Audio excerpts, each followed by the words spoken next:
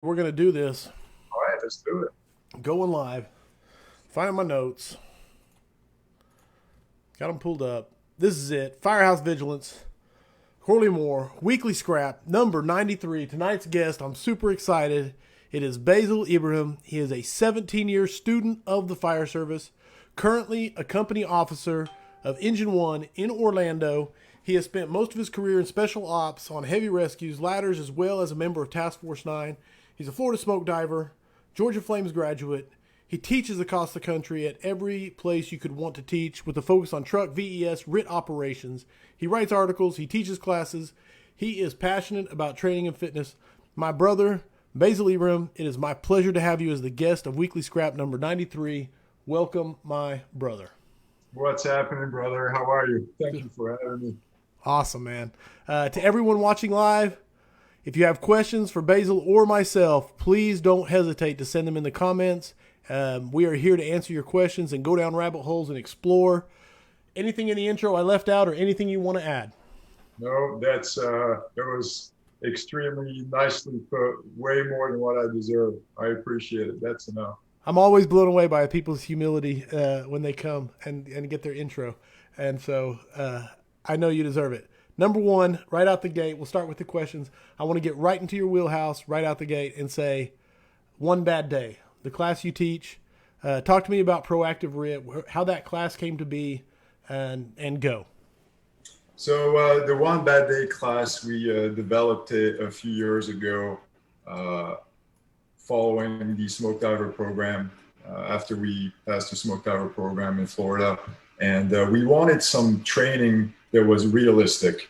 We've taken classes across the country and all these conferences, and we haven't found a class that mimic the realism of real life. And then it's hard to play live fire with live victims with all the NFPA regulations and all that stuff. So we wanted to kind of replicate a training program that did not have any training scars. And so this is where the one bad day came about.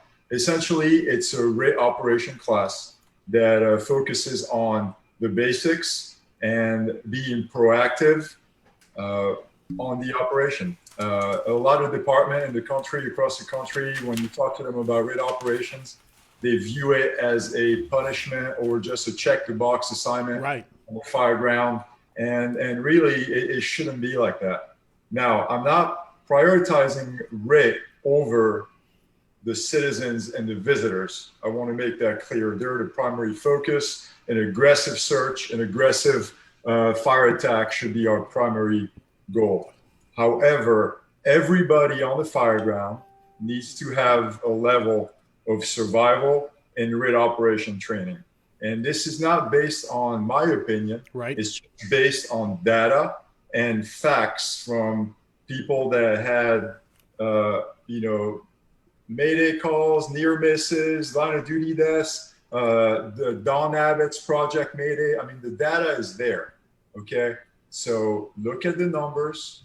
We took the numbers, we took the statistics, and then we developed this program without training scars. So essentially, we've adapted it over the 5 years that we've been running it. We run an 8-hour program. And then we have a 40-hour program. And honestly, that's still not enough. You can never train enough on that sort of thing. However, it's a crawl, walk, run approach. And then there is no restrictions. You can, whatever you use in your fire department, in your gear, use it in the class. I see all these training programs and all these instructors, oh, well, you can't use your flashlight, or you can't use this, or right. You can't use your cutters, and you can't use your tick. Well, if you're not using it in training, it's going to replicate on the fire ground. You're not going to use it on the fire ground. We've seen it time and time again. So we try to limit the training scars and actually use live victims on every single scenario and evolution that we use. And then you wouldn't believe the difference that it makes, especially when you use the students as the victims. Right, so right. You can actually see how bad they treat each other when they affect the rescue. honestly, you know, and you No, don't realize 100%. it because you don't realize it because your brain is you know, structured based off of mannequins. So you drag people by their heads, or you step on their chest, or you're just kind of yanking Or everywhere. just yanking their head into the wall. Yeah, on repeat. Yeah. Absolutely. We're building a false sense of success and a false sense of security when we train like that. And so that class essentially is based on, it's very basic, it's not complicated, but the premise of it is to be proactive. So the goal of the RIT team is to prevent the Mayday from happening. And then how do we do that? By being proactive, softening the building, creating egress, throwing ladders, surveying the area, knowing about building construction. I mean, if you think about it, RIT encompasses all aspects of firefighting. It really does. Yeah. I mean, from truck company work to you know, fire behavior, engine company work. If you should be able to know what everybody's doing on the fire ground. And then, you know, based on the type of structure, you pick an amount of cash. Don't carry all your tools or lay a tarp down with all your stuff. You know, strategically bring the equipment that you need and be mobile, light, and fast. Because at the end of the day, speed is what wins. And it's not a checklist of here's your tarp and here's the 15 tools you should drag up there and set it in the same place every time. You're beyond the A ball if you do that, in my opinion. Okay, I'm not saying that you're wrong, or I'm not Monday morning quarterbacking your SOPs or whatnot, but in my opinion, you're behind the 8 ball. Now, there is a time and a place to set up a tarp with all your cash and all of that, but to me, it's later on in the evolution, after you've made victim contact and you figure out, oh, what the problem is. Okay, well, Heavy Rescue on command, we got 2 victims trapped in a collapse on side Charlie. Have so-and-so set up a cache of equipment on side Charlie for us with X, Y, and Z. Right. Now we're already getting the ball rolling, and then the other people are going to bring the stuff for us. No, but that all depends also on your staffing level, your response times, and all of that. So we can't blanket this. However, the proactiveness of RIT, I think it's something that we could all practice, and it will make everything better, in my opinion. And what I really like what you said in there was the fact that you can bring whatever you use, you know. So if you're, you know, do it with your staffing, do it with your response model, do it with your gear, you know, and if you have it, bring it. I love that. Yeah, absolutely. I mean, that's the only way to train. Why would you train with stuff that you don't have or you're not going to use? I mean, to me, it doesn't make sense. Love it. Now, one thing I want to dig on, which I think, you know, there's out of everybody watching right now, I think probably the scrap is awesome. And I said the scrap is awesome. That sounds really conceited. I mean, the people that watch the scrap are awesome. And so every one of them, I think, probably knows what training scars is. But what do you mean by training scars when you say it, for in case anybody doesn't know what you mean by a training scar? So I'll give you an example of training scar. Like we said, training with mannequin, that builds a training scar. I'll tell a story, and I don't want to go into a lot of detail with it, but in 2008, I had my first grab, okay, where I worked for a different agency, and then we had a fire, and we went in for an engine-based search. It was a low manpower department, and then I went in there, and then there was a victim there, and I probably touched that victim no less than 5 or 6 times, and I didn't even register that it was a person. Wow. Okay, so now, reflecting on that, why did I do that? Was I excited? Of course, you always get excited, you know, to a degree. That was a long time ago. But really, my brain was conditioned to trying to feel something that is hard, rigid, plasticky, because that's all we've been training on. Mannequins, mannequins, mannequins. When I touched that person, I didn't even realize that it was a person. That's a training scar. Another training scar that happened recently, we were teaching at the Bearer of the Oath with Rick George on a little survival class. We had a little wire box, and we just had students go and doing a little survival, you know, navigating the wires drill. Right. The outside in the open, and the rules of engagement for that drill was you just got to go through that 8-foot box, just navigate through the wires. They were fully bunked out. They had their masks on. They were on there. But then we saw the one student went by and then he had his eyes closed. We're like, okay, that was weird. Then the next students came by, had their eyes closed. And then all 12 of them closed their eyes. And we were outside in the open. Right. I even told Rick, and I'm like, are you seeing this? It's like, yeah. So afterwards, we asked the students, we're like, well, why did you guys, what's going on? Why did you guys close your eyes? They said, well, that's, we're inside and we shut our eyes. I'm like, well, did anybody tell you to, close your eyes? They're like, no. I'm like, well, why are you doing it? He says, well, when you close your eyes, it enhances your other senses, so it's better. I'm like, I understand that, but who told you to close your eyes? You have visibility here, So that's a training scar, because they probably, when they went to the fire academy or the recruit school, they were always blacked out or told, hey, close your eyes, or masked up. Those things are training scars. Things that will make you feel like you're successful in training, but then it doesn't translate on the fire ground. At least that's what I call training scar. No, reinforcing bad habits. I mean, basically is what it comes down. Yeah, 100%. No, I love it. Love it. Training scars. Proactive RIT. All right, pulling the notes. Yeah. There's a lot of love coming at you, Basil. I'm going to throw some of it at you real quick. Chief Andy Starn said one of the finest human beings in the fire service. So there you go. He's a phenomenal gentleman. No doubt. Unbelievable guy. I can't say enough good things about him. Jimmy Moore said, been looking forward for this one. Jacob Johnson said, Luke is watching. He loves Basil. One of the best classes I've taken. It's the real deal, from Logan Scott Campbell. Talking about One Bad Day. Awesome. Jeremiah King said, I think he's quoting you. I could be wrong, but you have to let me know because I don't recognize the quote. Being safe is for sissies and the unprepared. Yeah, that is my quote. Yeah. Okay, there you go. Sure. Yeah. I wanted to say one more thing about RIT before we go off track. Go. RIT operations, there's two factors that we need to emphasize on, in my opinion. Go. We need to be proactive, and we kind of discussed that a little bit, and you need to take the formality out of it. And I'll expand on that in a second. Okay. RIT is personal, especially when it becomes on a command standpoint from the outside, whether you're the first engine company officer that assumed command and then you're running the operation, or you're the division chief running it from out there. Make it personal, because when you make it personal, you're able to alter the mindset, reduce the heart rate, and calm the situation from the outside. And I'll give you an example on that. For instance, if you're calling out a mayday, right?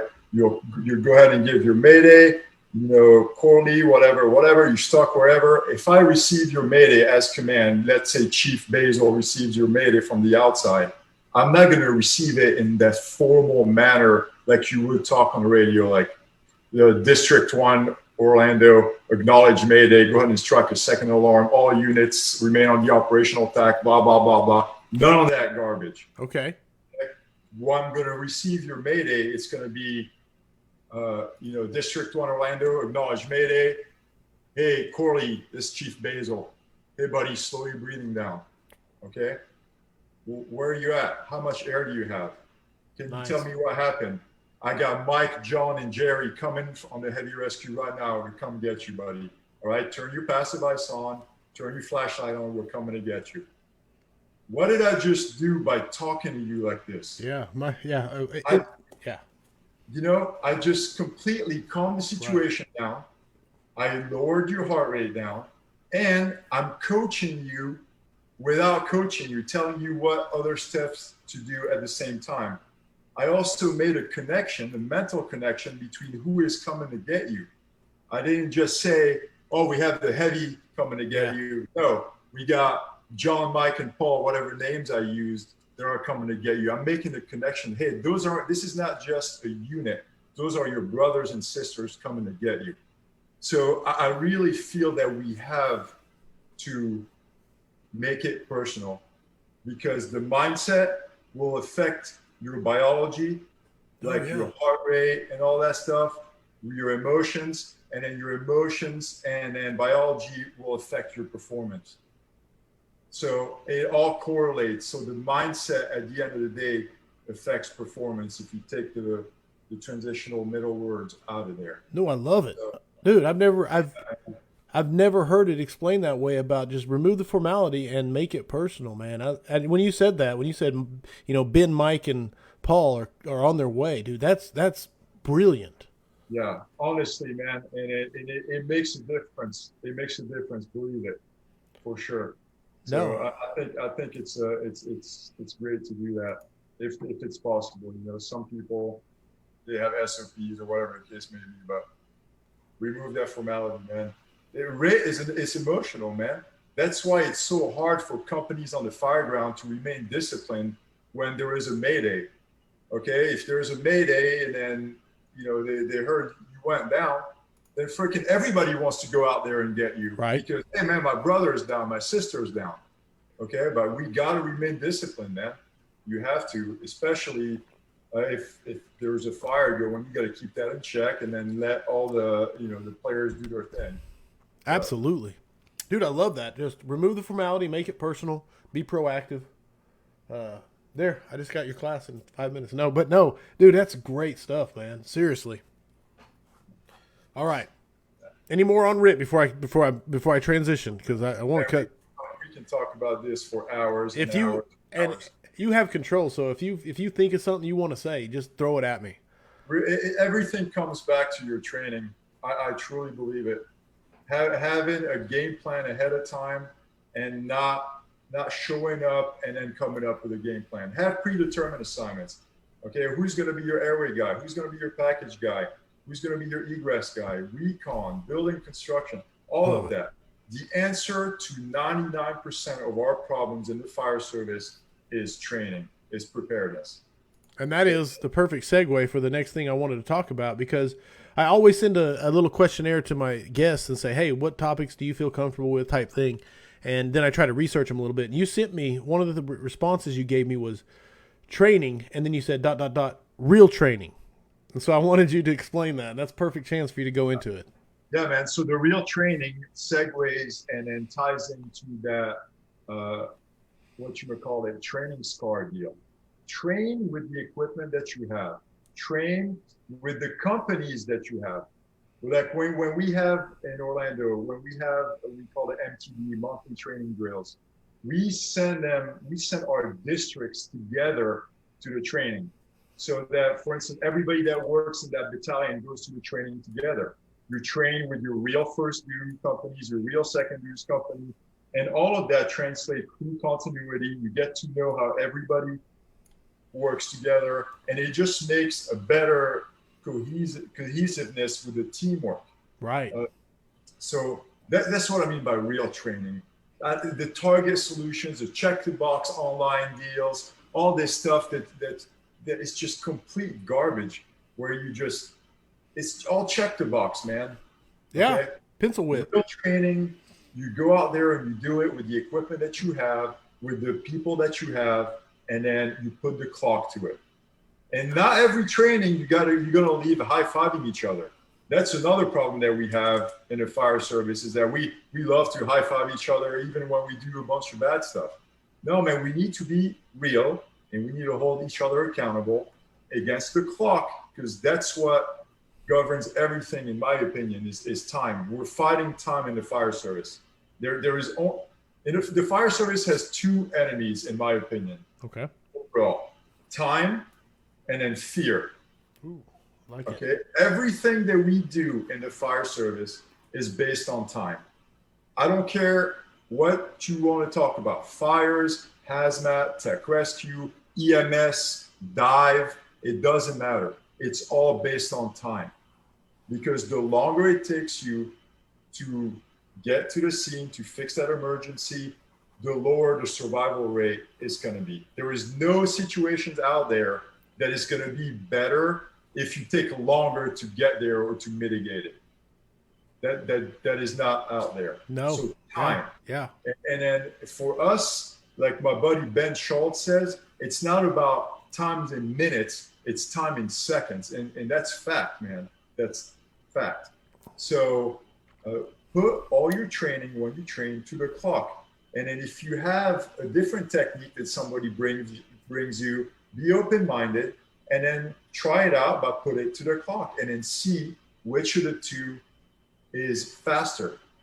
And then based on that, then you just go with it and you perfect it. So real training based on the clock. Love it.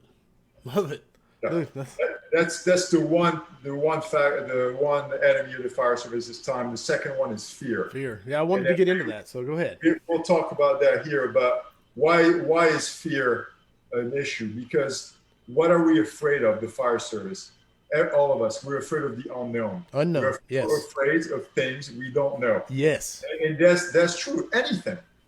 Okay? You have to be able to get past that fear and then move on. And then it's uncomfortable sometimes to put yourself in that situation because the unknown causes you to be uncomfortable. You're not confident in the subjects. You feel weak in it. You're worried about other people's opinions. Oh, yeah. That big old ego. Like, yeah, I don't want to sound like an idiot here, so I'm not even going to ask, or I'm not even going to do, or not even going to try.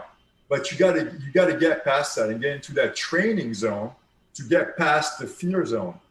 And in that training, this is where you acquire a new skill, perfect old one, deal with new challenges, and then you grow. Then you enter that growth stage where you have conquered the objective that you set. You see reward from the hard work. Maybe you get a grab on a call based on the training. You become more confident. And then at that point, you start teaching and mentoring others. But then once you get to that growth stage, if you're not setting new goals from there, then that growth stage becomes the comfort zone, and that you're just going to become stagnant.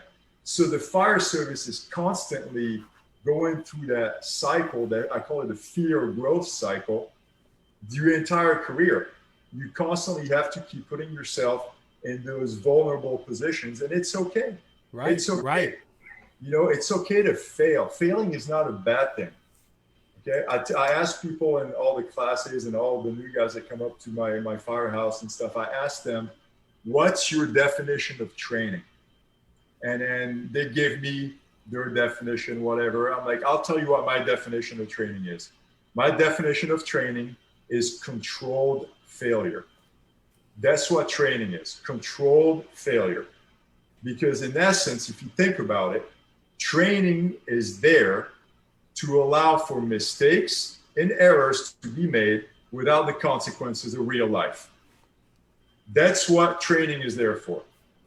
Now, as long as you take those failures as constructive and learning points and grow from it, you're a better person. Failing is okay. I failed a crap ton over my career, and I still fail. Right. I'm a brand new company officer, 6 months now on an engine company. I am not good at engine stuff. But I tell you what, there is not a company officer in my department right now that trains more than me on engine company stuff. Right on. So you got to get past that fear. Fear in training will prevent you from growing, from personal growth in training. Love that. But in real life, fear will cause you to be indecisive, will cause you to pause. I call that the limbo stage, not making a decision when you should be making it. And then in turn, fear will cost you time, and time will cost you lives. Right on. At the end of the day. Tie it back into the beginning. Yeah. Yeah. So there is no way to sugarcoating this. And I'm not a sugarcoat type dude. I'm very straightforward, and a lot of people don't like it. But you know what? At the end of the day, I don't care. Because I put myself in the people I go rescue's shoes and my family's shoes and in my shoes.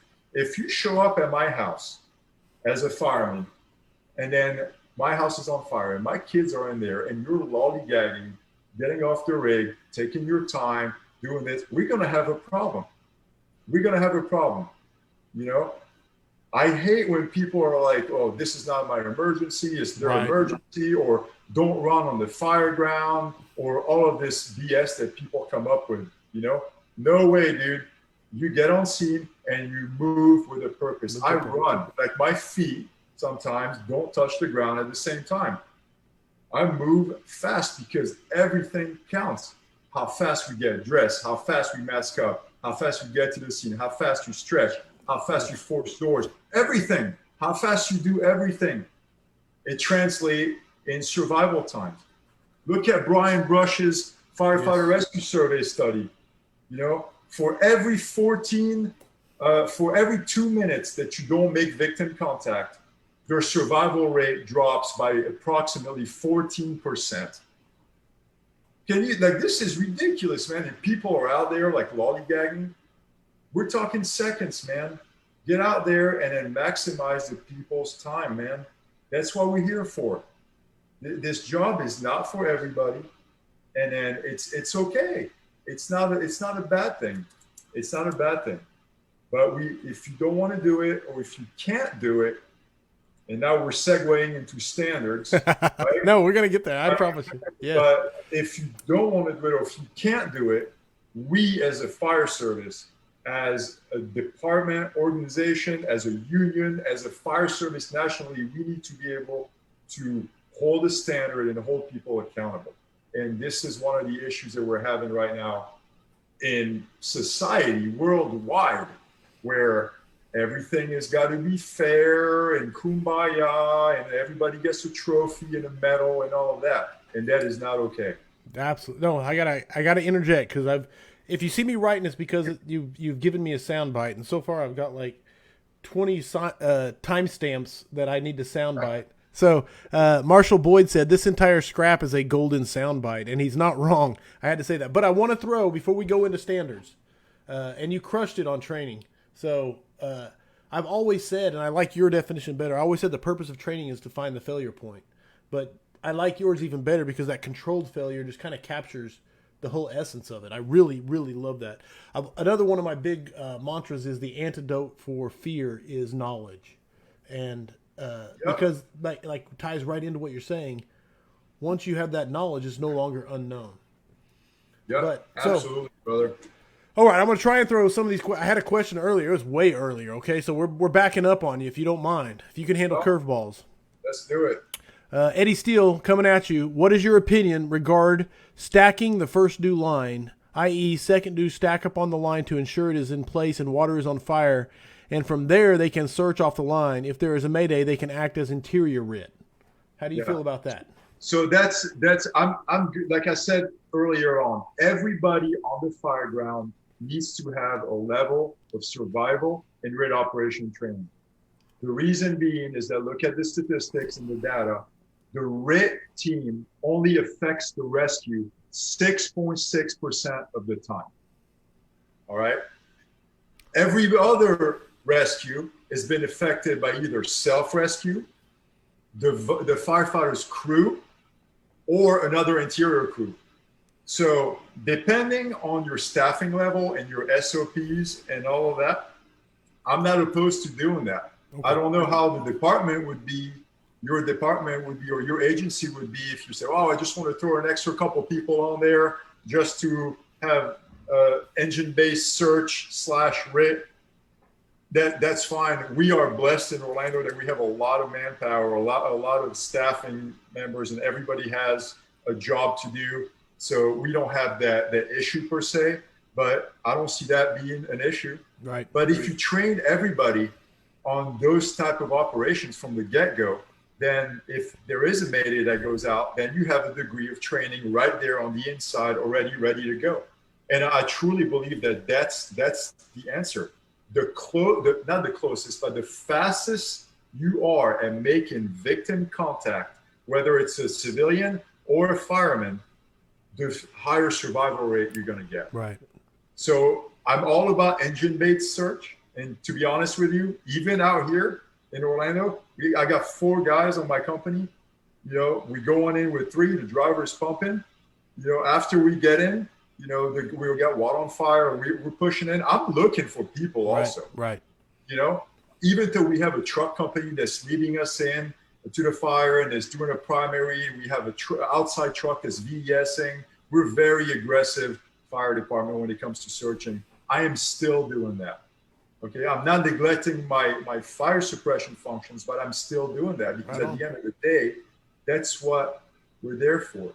We're there for the people. I could care less about the house or the property. I hope that answers Mr. Eddie Steele's question there. I believe so. Brian Irwin asked, what's the statistics on what team is normally getting the Mayday caller out? But I think you pretty much addressed that, so that's good. Yeah. When it comes to enemies in the fire service, I feel like another big one is complacency. Absolutely. This is coming from Dave Manuzak. Guys thinking that just because they did something such as RIT once in rookie school that they are experts because it's just go in and get them. Yeah. So, absolutely. I'm looking for another question here to throw at you. People are saying controlled failure. I love that. I agree with you. That's Philip Grand. Walter Lewis said trains and runs a lot of calls. He's talking about Bassel because Bassel walks the talk. That's coming from a chief there in Orlando. So high props. A lot of respect for Chief Lewis. Lewis is my direct boss. He's my direct district at work, and I am honestly not out here brown nosing or anything like that, but he is one of the best chiefs we have in the fire service. I'll quote him real quick, not to give him props, but to tell you what type of person he is. When I got promoted, he brought me into his office and we had a meeting, and he set all his expectations of me, told me, this is what I expect as a company officer, blank, blank, blank, blank, blank. And at the end of the day, he ended with, Bassel, you do what is right. You do the right thing. And then as long as you do the right thing, I will always have your back, even if you go around the SOGs. What else do you want from a chief? That's everything, man. I mean, that's it, man. That's it. That is it. No, and it's not. It's again. I was gonna say you're blessed if that's your direct report, man. That's freaking awesome, man. Catching up on, there's a lot of comments coming at you. Bays is the real deal. This comes from Robert Ramirez. This is my training brother. He pushes me to be better and more accountable every time that we get to teach together. See you in Oklahoma tomorrow, brother. Absolutely. Robert's coming in for Honor the Fallen. I'm almost caught up here. Tyler Whitfield said, our trucks usually search, but our engines absolutely better be searching too. It's exactly what Bassel was talking about. Brian Altman says this, and I think you'll agree. It says, if your understanding of RIT is we will handle it when it happens, then you don't understand the importance of RIT. That's fact. You're behind the eight ball. All right.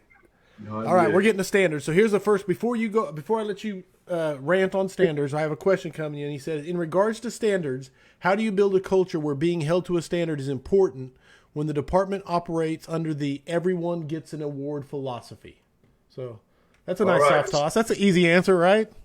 Yeah. So whenever you find that answer, you can go ahead and call me and then tell me what the answer is so I can implement it around everywhere. That's the I don't know.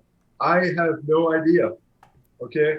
And for years and years and years, I pulled my hair and I freaking got mad. I would get upset. I would bring all this stuff home because I want to make the place better. I want to hold people accountable. But at the end of the day, I don't have that control.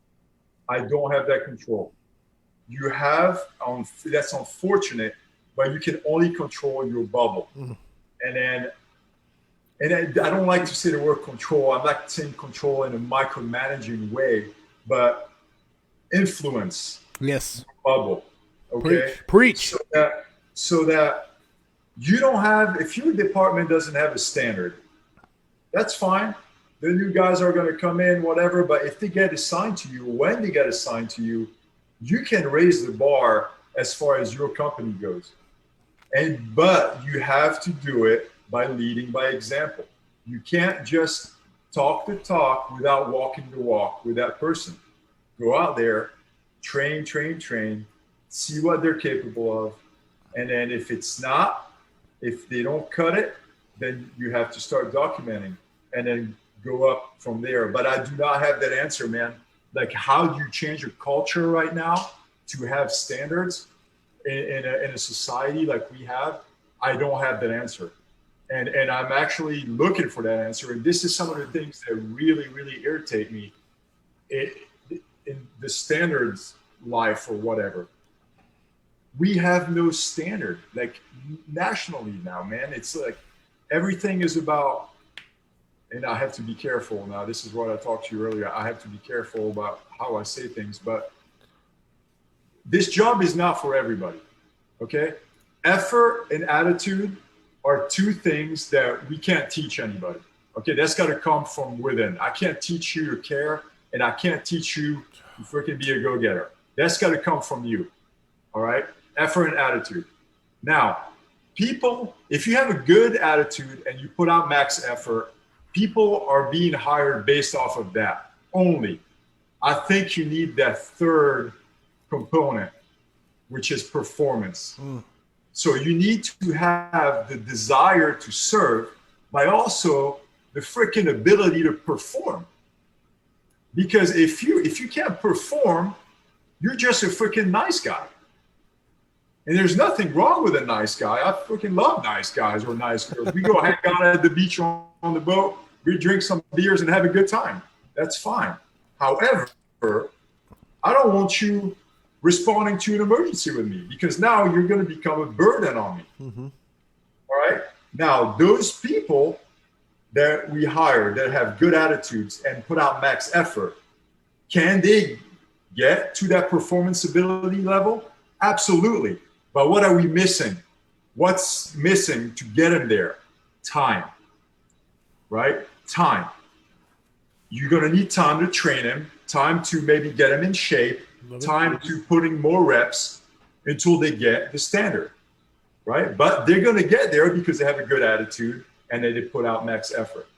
However, we have to set the bar somewhere and then cut ties with them early, okay? And then if you're not cutting it in the new hire process or in the probe year, that's fine, man. It's not personal, it's professional. Go back, train on it, and then come test the next go around. There's nothing wrong with that.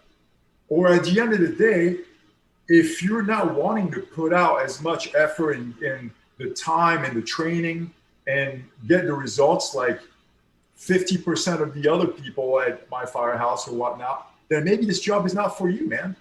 Maybe it's not for you. And this has nothing to do with guys versus girls or anything. Right. Because when I say that, people automatically go there, oh, or it's a gender thing, or it's a race thing. That has nothing to do with that. Okay, the fire service should be blind to all of these criteria. It does. The people that call for your help don't care if you're a guy, if you're a girl, if you're white, black, purple, or green. All they care about is, are you going to get there fast? Are you going to get in there and put my fire out and rescue my kids out fast? That's all they care about. Yes. Okay? And that's all I care about. We have girls in our fire department that I would take on my rig over guys that work for us. So that has nothing to do with gender. But we have to have a standard. Yes. You have to, man. And it's tough. I don't know the answer because it's very political nowadays. All the lawyers are involved. I don't know how to fix that. Right. The only thing I can do now that is in my power is influence the guys in my Firehouse, on my engine, and I'm part of the new hire train, the new hire PT. Those people that got hired, they're not going anywhere. I already got that in my mind. They're not getting fired, nothing. So what else? What's the better alternative? Be a shitbag to them and then talk crap to them and all that? No, it's not their fault that they got hired based on those standards, you know?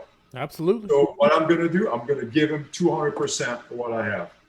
And then at the end of the day, that's all I can do, man. I'm done worrying about all the other stuff because it's not in my control. They'll slap me on my wrist and say, Bassel, stay in your lane or you're going to get fired. So seriously. No, I know. Hey, I know. No, 100%. And I'm going to go right along with what you're saying. I'm going to tell Chad there's a book that's changed my life and is probably the book I suggest to people more than anything. And it's The 7 Habits of Highly Effective People. And it's right in line with what Bassel is talking about here because it talks about the sphere of influence and the sphere of control. And if you focus on your sphere of influence or sphere of concern, if you focus on your influence, it will grow. And you may never see the benefits of it in your career at your department, but it will make a difference down the line. And it is a, what does Mark von Oppen say? It's a war of attrition. It's not a shock and awe campaign. Yep. So, sorry, I had to tack that on there. No, that's perfect. Man. T-Safe, yeah, there it is. Tony Nunez said it. Absolutely. How do you motivate other shifts to get on board, or do I leave it alone and focus on my shift? I think we answered it. That's from Ben Hopner. Any tips for getting other people involved, or is it strictly? Really, I think that if you just lead by example. You go out there and do it, and then it's contagious. It really is, man. You go out there and then you start doing the right thing, and next thing you know, it may take a while, and then everybody's going to start following suit. All right. I about last year, I was still a driver. I got floated to an outskirts station, pretty slow station on Tower 15, and there was a junior guy on the engine that was about to take his ladder test to potentially get on the truck company, right? And so he's pretty short guy, so he was trying to throw ladders, throw the 18s and the 24s, and just get his reps in. So it's 9 o'clock at night. 9 o'clock at night. We went out there and we started throwing ladders. Him and I. He came over, asked, "Hey, can we go over this?" Absolutely, dude. So we went out there and then we started throwing ladders. And then there's 2 firemen on the rescue. In Florida, rescues are ambulances. Okay. They were assigned to the rescue at the outskirts station where they don't run a lot of calls. And they both had over 18 years on the job, both of them. They saw that junior guy out there throwing ladders with us. They came out off the couch and they started throwing ladders with us, dude. I honestly could not believe it. I'm like, holy crap, man, this is crazy. Yeah. These guys came out. I would have never thought that. But it is contagious. And then sometimes it takes longer. And that's how you just build the culture one person at a time. It's contagious. It is contagious, man. You can't fix everybody, but just keep doing the right thing, man. And if it doesn't come, at least you're at peace. You're doing what's right. Absolutely. Absolutely. I don't even know who to attribute the code to, but it's passion is contagious and negativity is contagious. Which one are you spreading, man? It's your choice every day. I love it. Good. Oh, I need to look up the quote. George Robinson Jr. said, "Love it. If you are not willing to push yourself in training in a relatively safe environment, then how far will you go when it is the real deal?" That's right.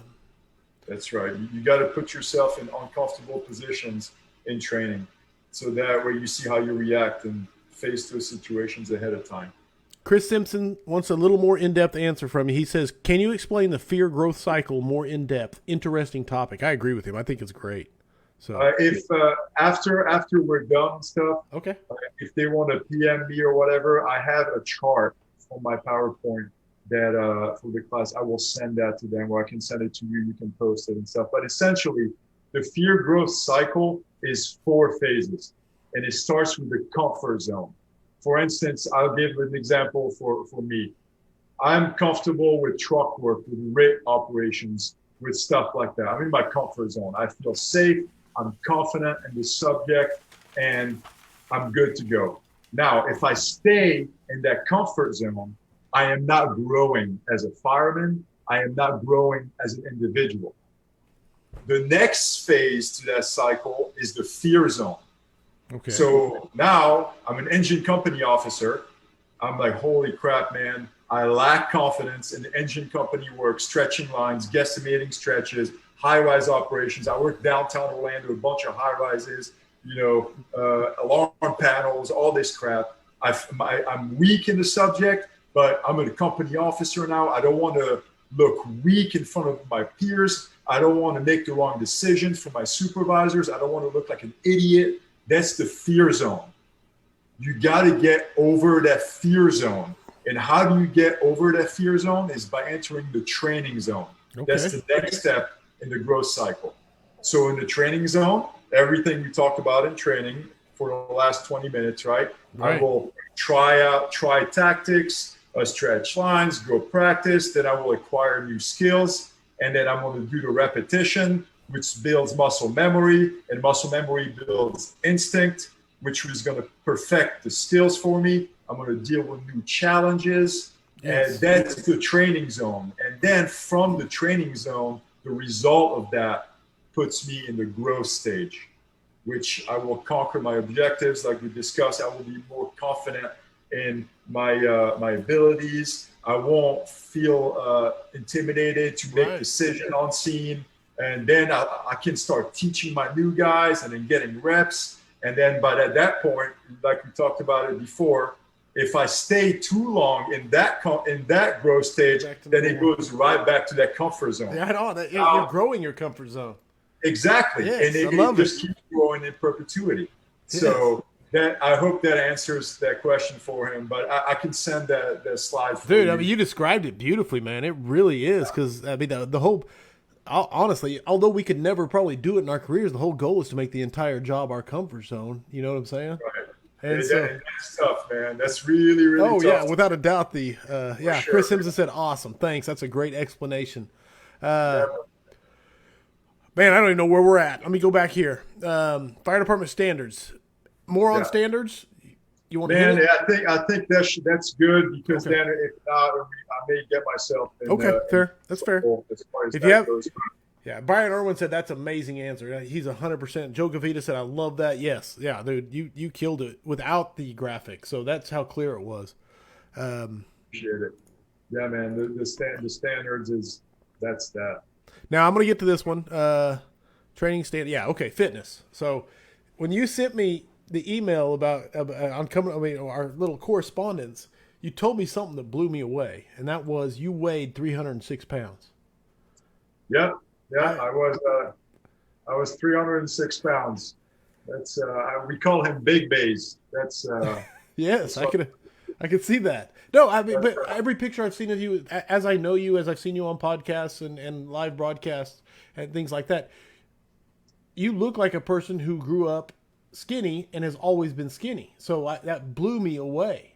So go ahead. That wasn't the case. So like we discussed, I'm from the Ivory Coast in Africa. I was fairly, I guess, normal shape over there. When I moved to the U.S. here, my economical state wasn't really good. I was on pretty much poor bracket. And how old were you when you moved here? 16. Okay. Yeah, and I worked at a pizza shop. And then really, I didn't have any money. So what I would do is I would just eat all the leftovers from the pizza shop. And without even thinking, I just blew up, man. You don't even realize it. Well, I didn't at the time. I was 17, 18 years old. And then before I knew it, I was 306 pounds, full of big bones parts. Right. But dude, honestly, the fire service. I know it's very cliche and all that stuff, but it saved my life. It saved my health. And I can never repay what it did for me, man, for my family. I mean, for everything, my health, my family, my everything. It gave me everything. And not to like sidetrack and stuff, but this country is freaking amazing, man. Amen. The opportunity that it offers people are endless. You just have to get out there and then grab it, man. Stop feeling entitled and think everybody owes you everything. Go out there and freaking get it. It's out there. Go out there and get it. I am truly, truly living the American dream, man. That's like verbatim fact. I'm the example of that. Awesome. For sure. But it took the fire service to get me back in shape. I got hired in my first fire department in fire school. It was tough, man. I'm like, holy crap, dude, I can't do anything. But you know what? I had that competitive mindset, and just started dieting and then learning about nutrition and educating myself, and then it just snowballed. And after that, it just becomes a lifestyle. You get into it, you work out, you play sports, you get into the job, you train. I'm in gear every shift almost, doing something. Right. I was in gear every day of the year, on and off shift before. I'm ate up, man. Whatever, man. Don't apologize, brother. Do not apologize. That's awesome. Fire service is my hobby. People are like, what do you do for fun? I go boating, and then I do firefighting. That's what I do. Stuff, yes. And that's true, man. When I was on the heavy rescue, my teammates on there called me a LARPer, like a live action role player. Right. Because all the conferences and the teaching and taking classes and stuff on my days off, man. But no, fitness is super important on the fireground, man. There is a direct correlation with fitness and fireground performance. I don't care what you say. There is. Now, it's not the only factor, because you can be a stud athletically and not have the right technique or the knowledge to be a good fireman or a good firefighter. Yeah. You know, but it's an essential component of being successful, and for longevity reasons as well. Now, there are circumstances that may happen. You can get injured or something like that. You know, that's out of your control. But being healthy and being fit will help you heal and help you have a great retirement, man. 100%. Preach. Dude, that's true, man. I just speak from the heart. So. No, and staying connected to that, and what am I trying to say? I owe this job a lot, because just being in this job has kept me in shape as much. And I don't want to say it like I'm in shape, because I could definitely stand to lose some lbs, especially when I put on that white shirt, and the demands of the job have dropped. And I've seen in the last couple of years, it's like the demands of the job is actually one of those things that kept me in shape, you know? And so I see why a lot of these chiefs are putting on the pounds, and I'm like, oh, this is a trap. But that's my own personal journey and my own personal fight. No, but that's true, though. But you know what, though? You have to be able to gauge that, because that's something that happened to me actually pretty recently, and I had to reflect on it quite a bit, is that I've always wanted to be the best at everything I did. As a fireman, as an engineer, as a lieutenant. I don't care if I'm a lieutenant. I want to be the best. I want to be better than my fireman. I want to be stronger than my fireman.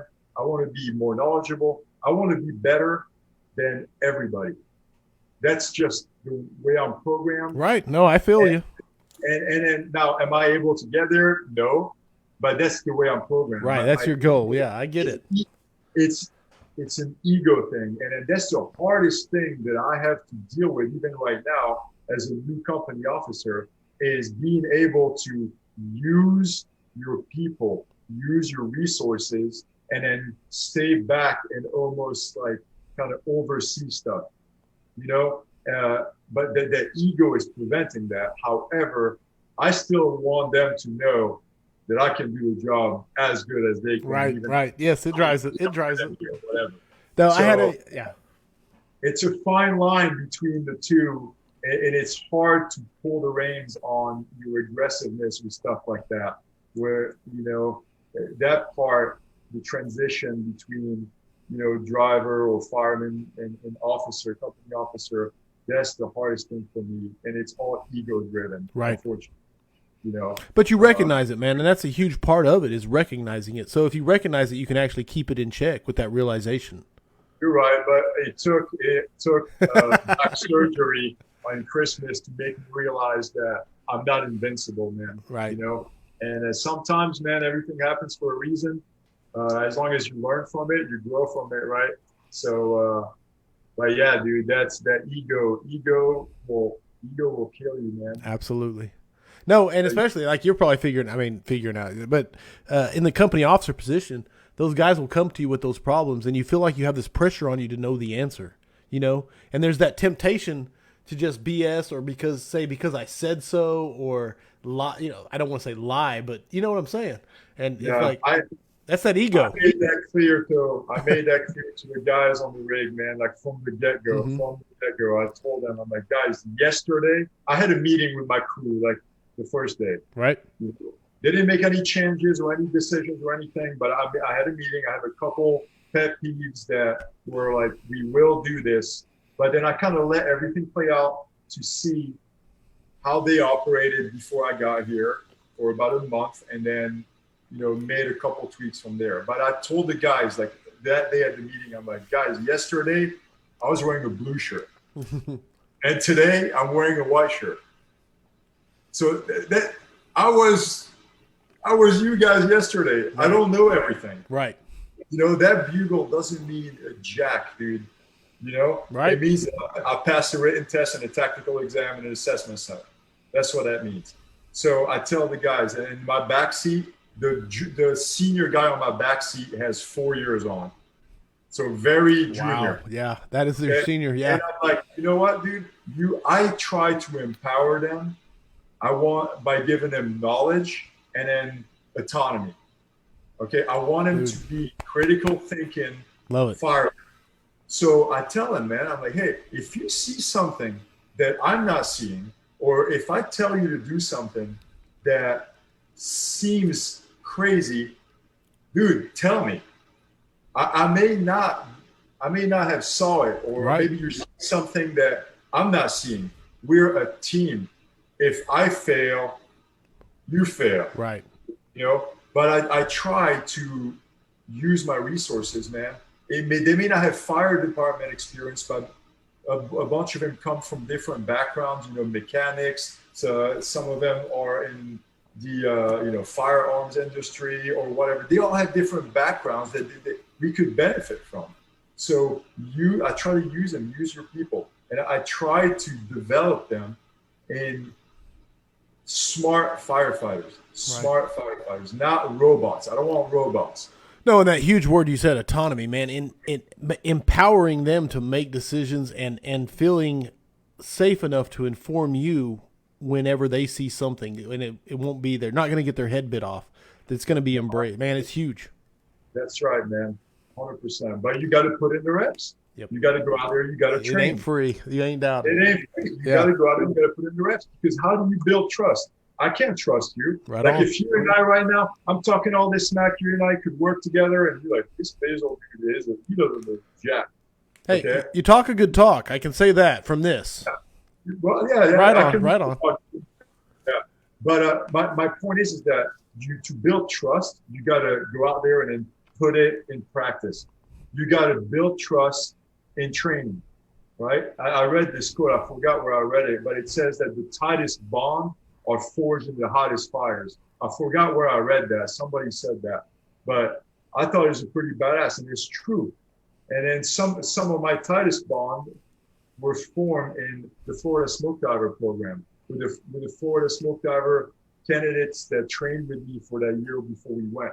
So in train, that's where you build that trust, man. And in training, and trust is the component that is necessary on the fire ground. Love it. You got to have it. Dude. Like my guys know, man. They know if you go to a bread and butter, single family structure, like on fire, I'm gonna tell them what line to pull, and they automatically know that they're gonna stretch it to the front yard while I do my 360, right? They don't have to wait for me to come back around and then tell them to charge the line or bleed the line or pop that door, they're gonna do that on their own. I give them freedom. You're a professional firefighter. Make those decisions. Now carry your radio with you so that if I call an audible, you may reposition the line or whatever. But you're your own person, man. Make decisions. Don't be afraid to make decisions, man. I tell people it's better to make a bad decision than not making a decision at all. Right? Imperfection beats inaction. Ooh. That's fact, dude. You know what I mean? Is that yours? Is that yours? I forgot where I came up. It's not mine, man. I don't know who said it. Dude, that is one of the best quotes. Yes, hold on. Let me mark that down. 58-17. Hold on. Sorry. All right, go ahead. Go. That is not mine. Fair enough. I give credit, man. I don't know who said it, but I heard it. It's not mine. I'll put down find owner. I love that. That is a great quote. Sorry, go ahead. I didn't mean to derail you. No, brother. I'm in church right now. I'm just like wooing from the pews. Yeah, no, man. But really, that's that, man. Is give the people the ability to do their job. Give them the opportunity to prove themselves. People want to be responsible for things. Hell yes. They do. They don't want to be told what to do, how to do it, micromanaged. They don't want that. They don't. Now, there are certain things that, I may veto after we have an educated conversation. Like with my driver right now, love the guy, great guy. We had a discussion about parking the rig on traffic accidents, and then I told him I didn't like the way he parked. I wanted to park a different way. And then he said, well, when we get back to the firehouse, let's draw it up on the board. I'm like, hell yeah, dude, let's do it. And we went back and we drew it up, and he had great points. to his. I'm like, okay, I understand why you're doing it that way. And then we compared. I put my stuff on the board, and then we compared, and then we brought in the senior tower engineer that's been driving the truck for years. And hey, come on over, man. Can you weigh in on this? What do you think? Okay. All right.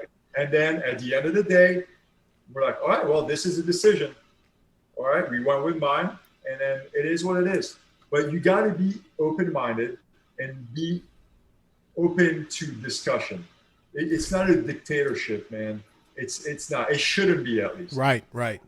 Dude, I love it. Dude, everything you're saying here. A couple things I want to pipe in on, because you said something earlier. I don't remember where it was, but I wanted to say it, which is one of my favorite mantras in my head. I don't know where I got it from again, is I don't think I'm better than anybody, but my goal is to be better than everybody. So I don't know if that's fair or not, but it's like ego-driven, and at the same time, it's but I don't think it doesn't make me better than anyone. So I got a bunch of comments I'm going to try and catch you up on. A lot of stuff on your fitness, especially your weight loss and your journey. No one is perfect, but we can always strive for perfection. Yes, that's right along there. Sweat equity gets recognized in both directions. Tony Nunes said that absolutely. Bonding through mutual suffering. That's Justin Phrase.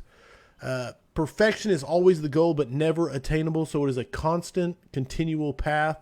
From Ryan King. Absolutely. Excuse me.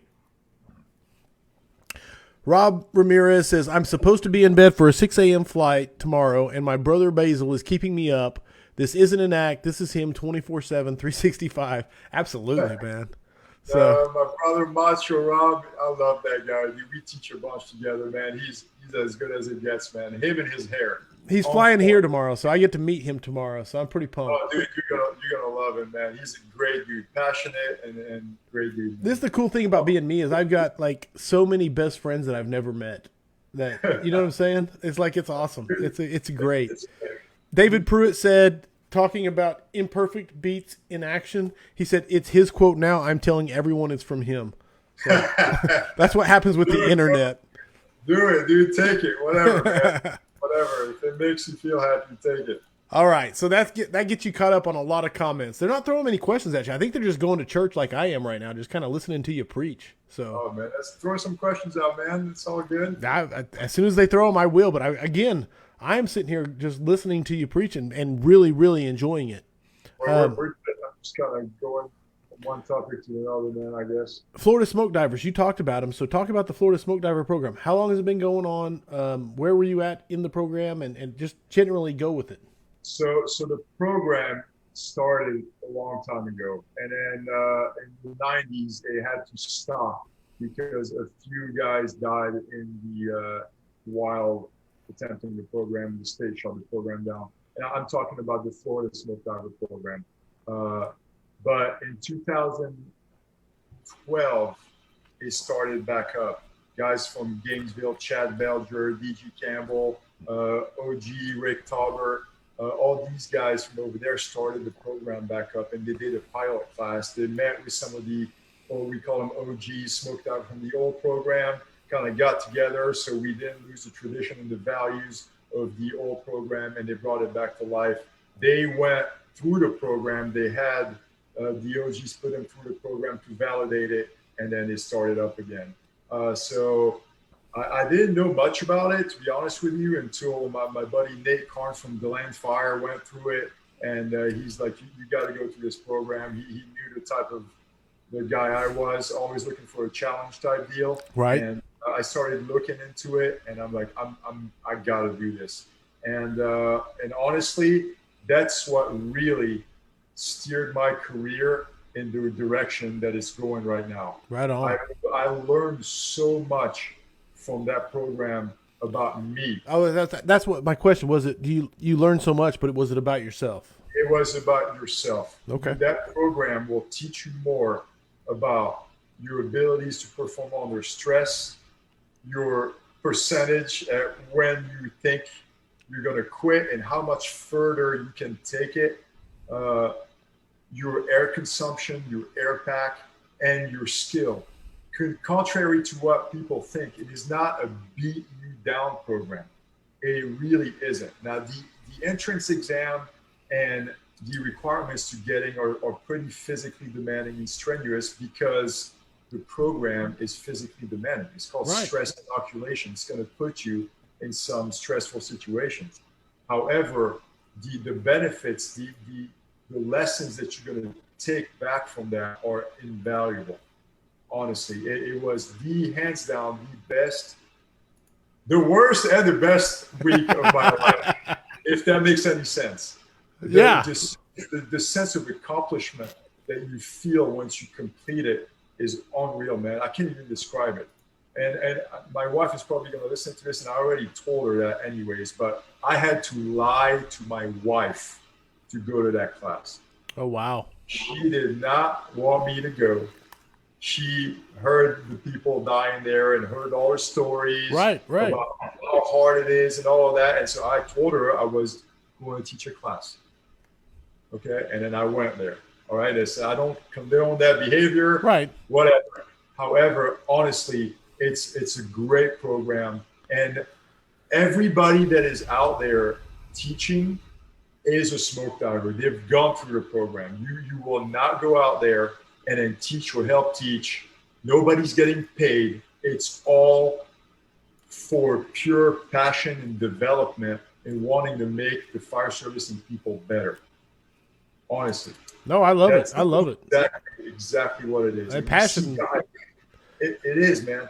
We see guys going back and back and back to failing, going back, going back, and then succeeding 2-3 years in a row. That is dedication. Awesome. That dedication to training is amazing, man. Andrew Borgia asked, what would be your tips to prepare for a smoke diver program? So when I tell people, I'm like, you shouldn't prepare, and I say that after I've gone through the class, so it's almost hypocritical for me. But I tell people, I'm like, don't train for the class, train for your job. Because at the end of the day, that's what you should operate. That's the degree that you should operate on all the time. All the time. Not for smoke divers. You want to operate like that on your daily basis. And this is really what I brought back from this program. We are the force multiplier, and then we go out there and try to multiply the 1%ers.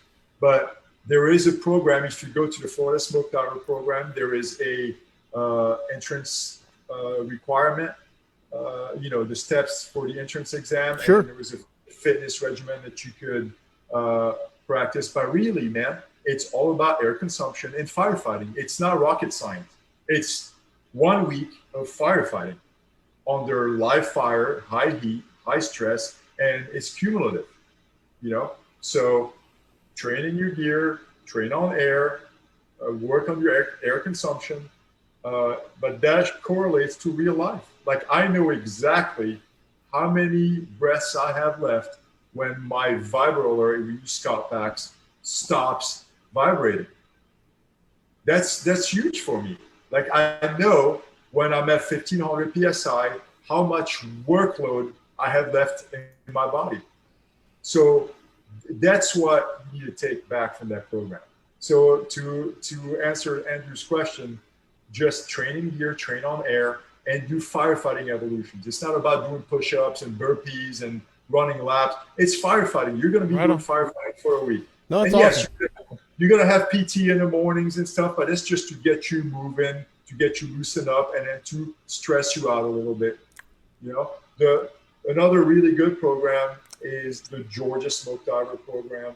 That's a phenomenal program. I have not gone through it. I want to go through it, and I will go through it. I'm waiting for my back to heal. Sure.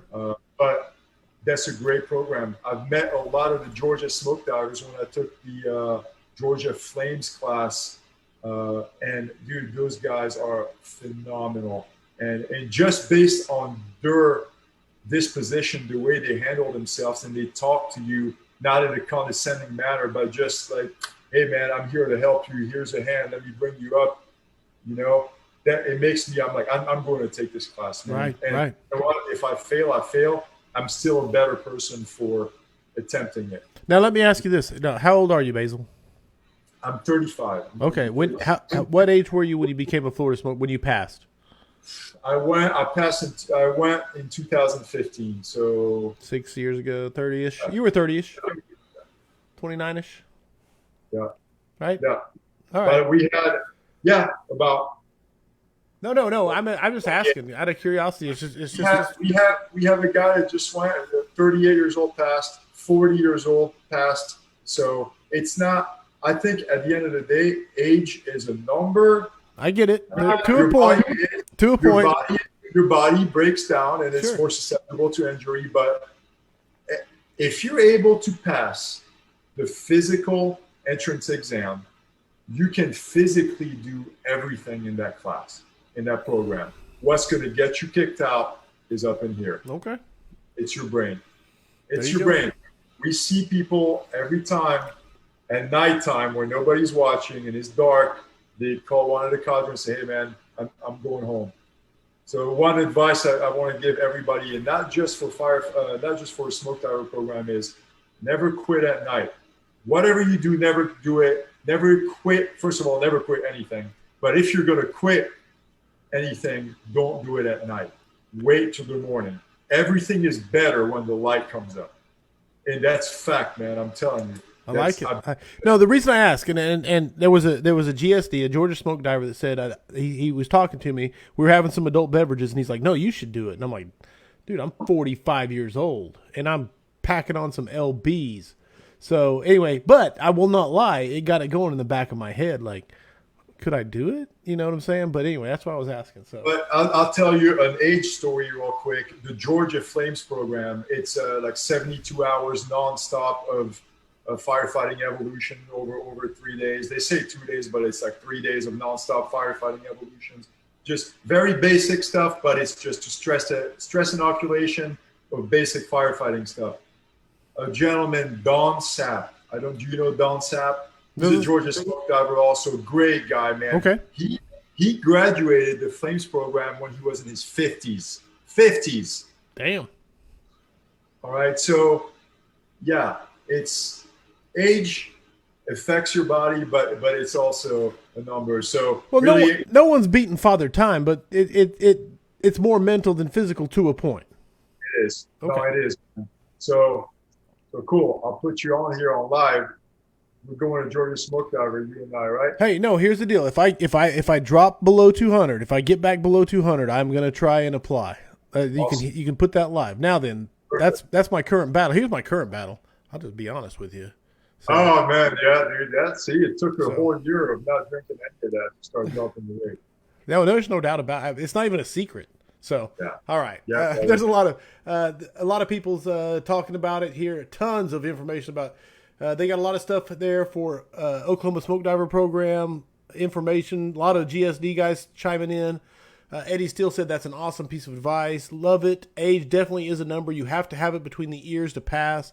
The body follows the mind. That's from Jimmy Gross.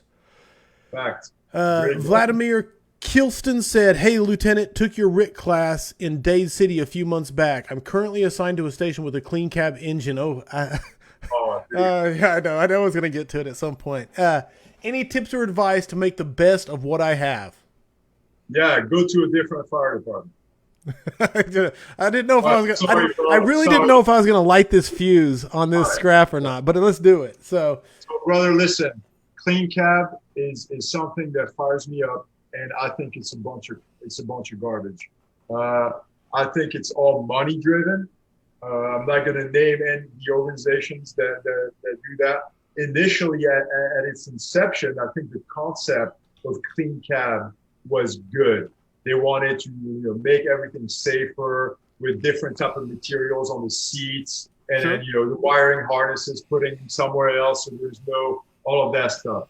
But putting the gear or the freaking air packs in a compartment that's not even where you are. So when you get out of the damn freaking rig on the call, you got to get out there and get dressed. Not only are you wasting freaking time, but the departments that are doing that, and put that on record, man, you're putting your people in a bad position. You're putting your citizens, you're lowering the service to your citizens and your visitors, and you're putting your firefighters in a bad spot behind the 8 ball. So what's going to happen when I come out of the rig right? I come out of the rig, your house is on fire, bystanders are like, everybody is screaming.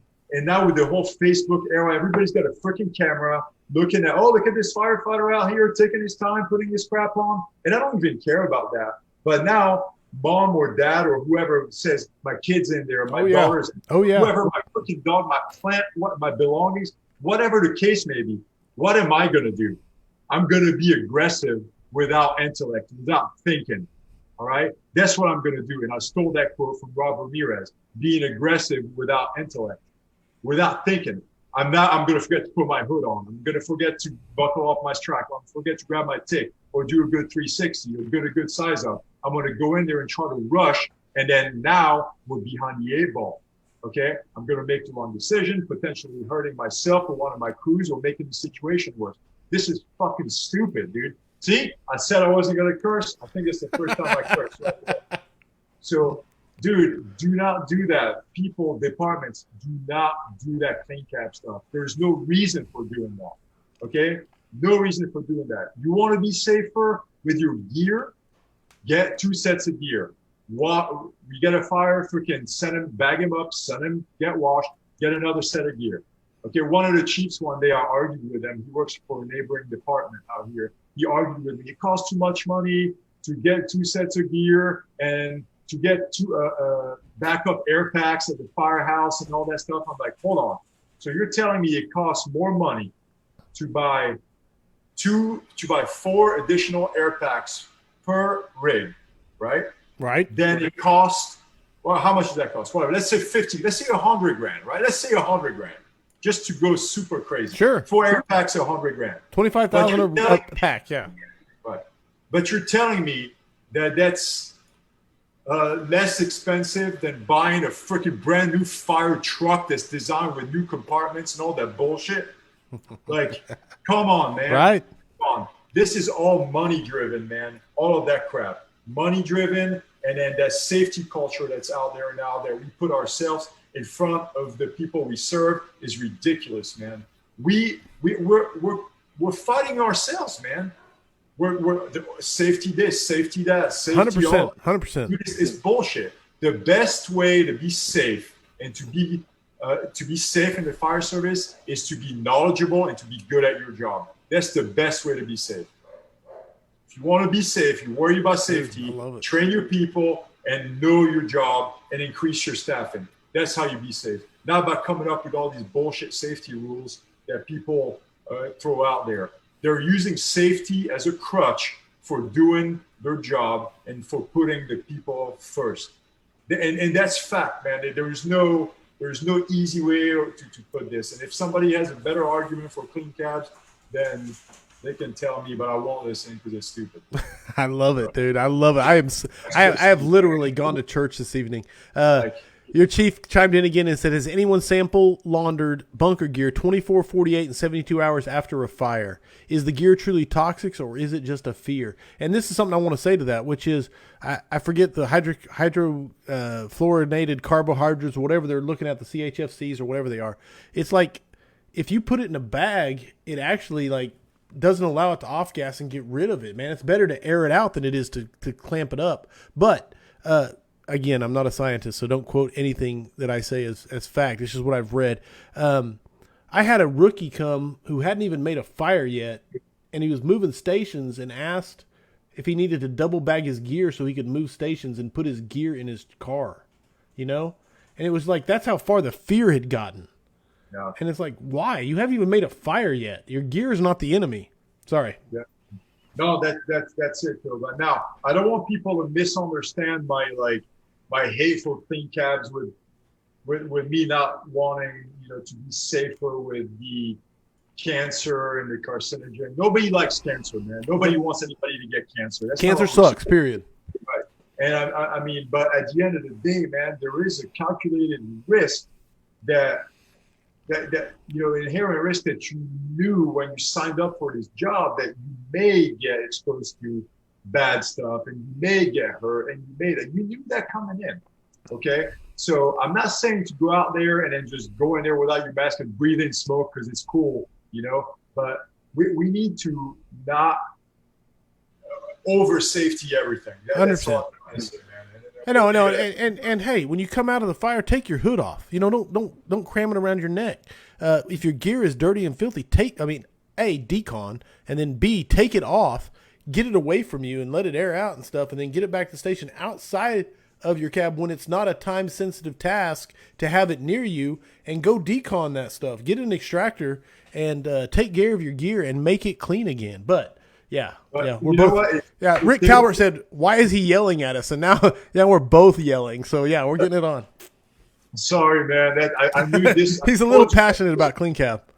This irritates me. If fire departments truly and people out there truly care about the health and safety of firemen and firefighters out there, I keep saying firemen. I'm trying to say firefighters to be more politically correct. You're getting there. You're getting there. And not that it's that, but anyhow. I lost my train of thought. Oh yeah, they want to make everybody safer. They're worried about the health and safety. Let's start having fitness standards and health standards and eating better, and then all of that stuff. Worry about diets and fitness programs and stuff. They don't care about that stuff. Nobody worries about that stuff. Why? Because it doesn't generate money. You're right. So I mean, it's up to us really to steer that health path. I'm not saying don't eat pizza. I freaking love pizza. I eat pizza all the time. But there is a lot of avenues also that we can navigate to get healthier. Oh, no, there's no doubt. No, it's the low-hanging fruit for health for the fire service, for the American culture in general. The low-hanging fruit we could be grabbing way in front of clean cab is phenomenal. So, yeah, I think me and you are on the same page. We're beating the same drum. I have one here that I'm not going to actually dive into it because but it was, you should follow up with thoughts on hit it hard from the yard. Yeah. Okay. Skip. Okay. So, okay. No, it's good. Dude, we've hit a lot of stuff, but we're at 80 minutes already. So I always like to ask the guests if there are books that they think firefighters should be reading. It does not have to be fire book. Any book that you think firefighters should be reading. Okay, so I want to preface this thing by saying that I'm not a smart guy and I don't read much. So I'm not a big reader. I try to read more nowadays. Okay. Because one of the ladies I look up to in the fire service, Lindsay Judah, she's a battalion chief for St. Pete Beach. She's been helping me with the whole use your brain and not just like your body and actions and stuff. So I've been trying to read a little more, but I've read one book that really I really enjoyed. It's Fortitude by Dan Crenshaw. Yeah. I don't know if you guys read it, but it talks about the standards in the political era, and then how to toughen up your mind in adversity and how to get over things. His story is amazing. And then I've listened to audiobooks. I'm a big audiobook guy because I don't like reading. But the books, Pride and Ownership from Chief Lasky. Right on.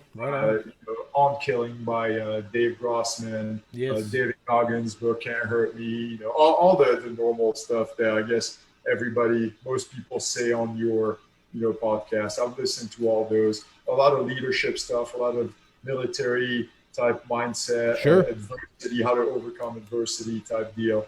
But that's that for books, man. I wish I could give you more, but I'm not. I don't want to go out there and lie and give you. No, absolutely. That's never the point. And no matter how much you read, if you have a book that affected you, I like to hear about it. And no one has. I believe no one has suggested Fortitude by Dan Crenshaw yet. So that's a good one. It's a good book, and it's not been suggested on the Scrap. Now, it's a phenomenal book. This is my deal. You hit one of my pet peeves because people say I'm not a reader, right? And you said it, and so I have to say it's like saying I'm not a worker outer, right? Like all you have to do is get in the gym, and you'll be a worker outer. So that's one of my pet peeves. So, well, sorry for hitting one of your books there. Not at all. He is not an engine guy. Sean Steinert, he is now an engine guy. As of 6 months ago, you're now a company officer on the engine. He was a truck and special ops guy for most of his career. You said Sean Steinert said that? Steinert, yeah. He is phenomenal phenomenal dude. He was a heavy rescue lieutenant for Orlando Fire for a long time. And yeah, dude, that guy is awesome. I went to him for a lot of advice when I was in my fireman stage, man. A lot of knowledge. Right on. Okay, so it wasn't a legitimate question. I get it now. Sorry. I was answering it like it was legitimate. Okay, so Basil, we have a thing we do on the weekly scrap. It's called the 5 questions for firefighters. And the answers are 100% your opinions. And then the points are given out arbitrarily by me, depending on how I like you, and etc. So basically, are you ready for the 5 questions for firefighters? Let's do it. All right. I got to pull them up. Here we go. Number 1. What is the number 1 issue facing the modern fire service? All right. We've talked about it, and then I truly believe is the safety culture, and then the low standards from the get-go. I'm talking from the new hire academies, from the fire academies, and then not holding people accountable. That's, to me, that is the worst issue facing the fire service right now. The safety culture that we are putting ourselves, we're our own worst enemies. We're putting ourselves in this predicament.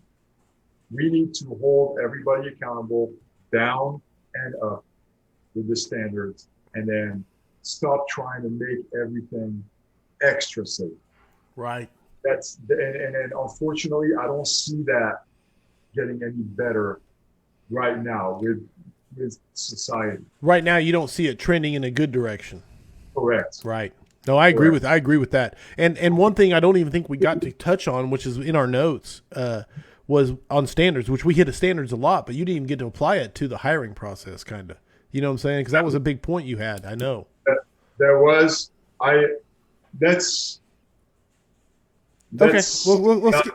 Okay. Yeah. No, it's good, man. It's a good answer. Great answer. I love the answer, especially the fact that you tied over safety with the standards, because they are. It's like they're intertwined completely. You cannot separate. They do. It's not two separate answers you gave. That's the funny part. So that's right. One leads to the other. Or ironic part, however you want to say it. But okay, right. Great answer, sir. Number 2, what is the thing you are most excited about for the future of firefighting? All right. So I am most excited about the data, the facts, and the research right now that Brian Brush has put out. Yes. Because it is bringing back to life the validity of why the hell we are here. Because some people now, I looked up the data again right before we talked, just so I can make sure that I give the number right. All right. For the first quarter of the year, 9.8 rescues per day. Right. For a day. Yes. Right. 881 rescues for this year's quarter. Yes. All right. Why am I excited about that? Because we are still making grabs. We are still making rescue. I may not be making the rescue today. You may not be making the rescue, but freaking 9.8 people are being rescued per day here. We are doing what we're supposed to do. Let's stop being in that monotony that, we haven't had a fire in X amount of days or X amount of months that we're never going to get that grab. It doesn't matter if you only get one grab one time in your career. It does not matter. That one time you need to be at your max, you need to be at your top, and it matters. It matters. So those numbers, it's not my opinion. It's not Chief Brush's opinion. It's nobody's opinion. They're fact. Right. They're data. And when you bring that to your administration, to your training guys, to the new hires, that's why I love being involved with the new hires, even though, some agencies may not agree with my stuff. I bring the facts, and you cannot argue data. You cannot argue facts. Right. Be sure, guys, we are still making it. We are still doing it. Right. Right there. And now we're measuring it. Thanks. We are. Yes. And and that's what I'm excited about, man. We have data, man, and we've had the stuff was getting done. We just didn't have the information put on paper. So I'm super excited about this. I've been researching and monitoring and looking at all the time, man. And I try to pass it and share that information with as many people as I can. Now I'm going to say this because I said earlier, passion is contagious, so is negativity. So your passion may be bleeding into my answer, but that might be the best answer I've ever heard to being excited about the future of firefighting. Seriously. And it may be because of the research that Firefighter Rescue Survey and Brian Brush, Nick Ledeen, and I won't even try to name names because of all those guys getting it done. But that was a grand slam of an answer. So, number 3, you got me fired up. Best rank or position to be in the fire service? Company officer. Yeah. I don't even have to think about that. And it's not because I am one. I was one in my old department for a bit, and then honestly, it's the best. It's the best because you're able to shield the crap coming from the top, and then you're able to assist your guys by having a backbone and standing up for what's right, going up. If you need it, I don't need it on my shift. I can tell you that. And I'm not saying that because Chief Lewis is listening, because they all know that I speak my mind over there. And a lot of times they tell me, hey, man, you speak your mind too much. So I'm not sure. But you're able to set the tone as long as you lead by example, and then you empower your people, and then you're vulnerable, then it's the best. If you want to have a hardcore day, you can go out there and have a hardcore day. If you want to have an easy day, you can have an easy day. You can set up the training. You have a little bit of say in management. You're still one of the guys because you're still doing work. You're still training. Hell yeah. But you also get in on all the admin meetings so you can see the behind the scenes stuff over there. Hands down, man. Company officer. Love it. Company officer. I don't know.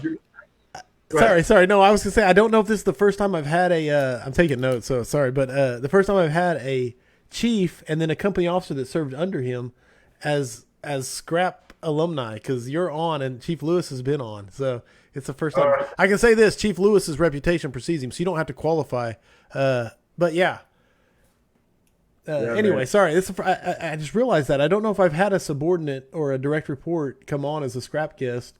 I guess Romagus and Reinwald. Okay, so that might be the other two. There you go. Okay, sorry. I was complete. You see, you got me rambling. Okay, number 4, and great answer. Company officer, if anybody knows me, knows that it is the backbone of the American Fire Service, in my opinion, and I'm the one who gives out the points. So, max points on company officer. Best advice you have ever received? I've received a bunch, man. Bunch of good advice, but lately the best advice I've ever received is stop trying to make everybody happy and stop trying to do everything by yourself. Like we talked about before. You're not going to make everybody happy. That's impossible. You're not going to make everybody happy. And then you cannot do this job by yourself.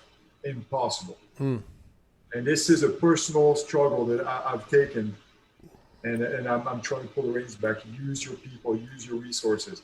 Whether you're on your crew, surround yourself with mentors, like-minded people, learn from them, use them in a good way, not take advantage of them, but use their knowledge. Reach out, take the blinders off of your head. You're not the best. Take the blinders off. Once you have the blinders on, what happens to the right and to the left? People are passing you. You don't even know it. Take the blinders off. Look to the right, look to the left, and then take what you can and adapt it to your agency, to your training, and then get better. You also can look to the left and to the right and be like, I ain't never doing that. Right. That's also a learning thing. But again, I think I kind of give you a bunch of different answers, but don't try to make everybody happy. Don't try to make everybody happy. And then use your resources. Don't try to do everything by yourself. No, and that's crazy, man, because that speaks right to my heart. Because even this last week, like I'm getting ready for this Honor the Fallen conference. Rob Ramirez coming to speak, flying in, and things like that. Jacob Johnson, all these other things. Reinwald, Romagus, blah blah blah.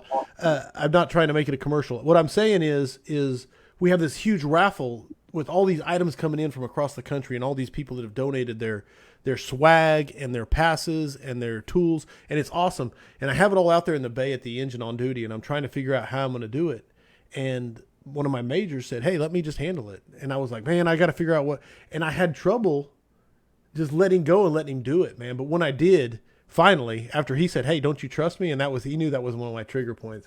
But Yeah. I was like, "Yeah, do it." And so, long story short, he crushed it. And so it's all on him. Whenever you guys get to the raffle tomorrow or this weekend, it's all on Major Dustin Davis, Engine 1, Moore Fire Department. So there you go. There's some ownership. No, that's beautiful what you just said. So anyway, it was just a lesson I learned immensely this week. So I thought I was immune is what I'm saying. So, all right.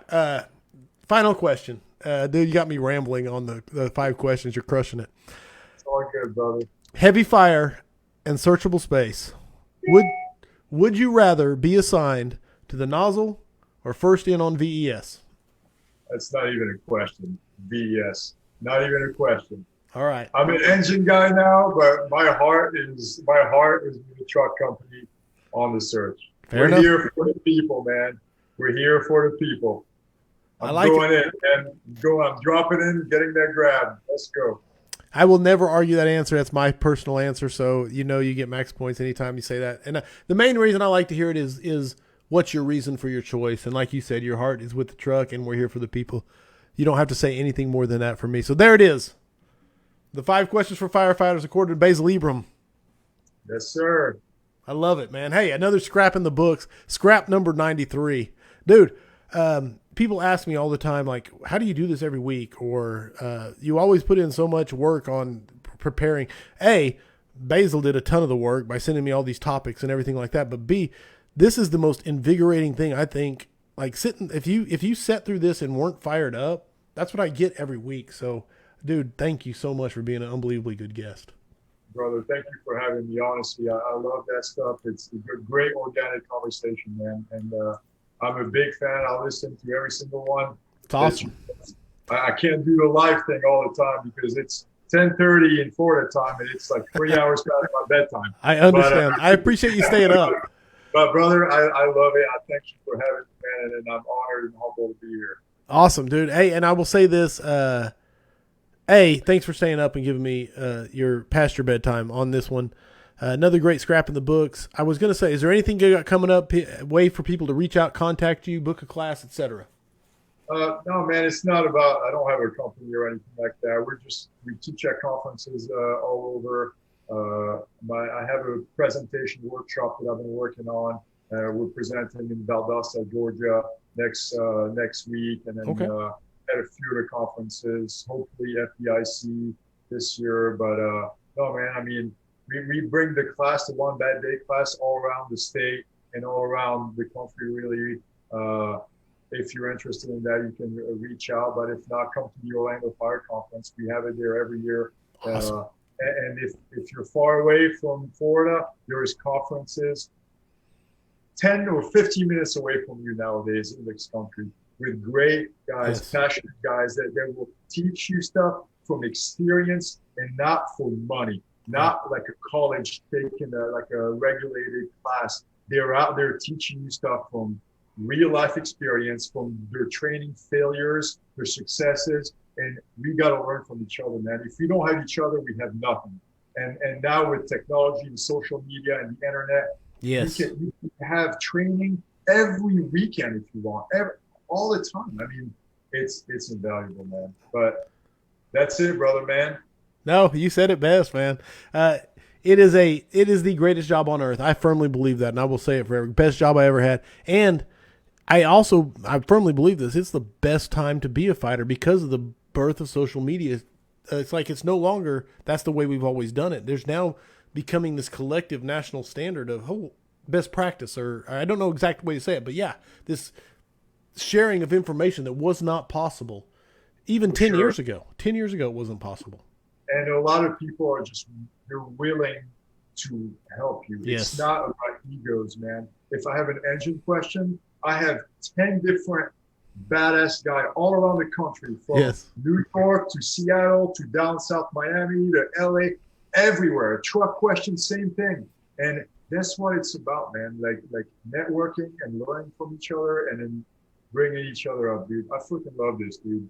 100%. And it shows, brother. It shows. Okay, real quick housekeeping. Honor the Fallen. Hey, there's nothing more to promote on it. It's here. It's starting in 2 days. 8 of the best, most passionate speakers I know coming to speak, and then a day of hands-on training. So on to the following. Look for it on Facebook. And there's nothing more needs to be said. If you see me, get a picture with me at the conference if you want one, because I'm doing this thing called Mutts Don't Scrap, and I'm trying to post pictures with the mutts, or with the guys that aren't mutts, basically is what it comes down to. Other than that, Bassel, you have completely crushed it tonight on Weekly Scrap number 93. Thank you for giving me your evening. Yes, sir, brother. Thank you so much for having me, man. You guys be good. Be aggressive. It's awesome. All the audience, thank you guys for the questions, the comments. You were unbelievable as always. I will see you at the next scrap. I hope the tone stays silent unless it's burning. Stay safe out there.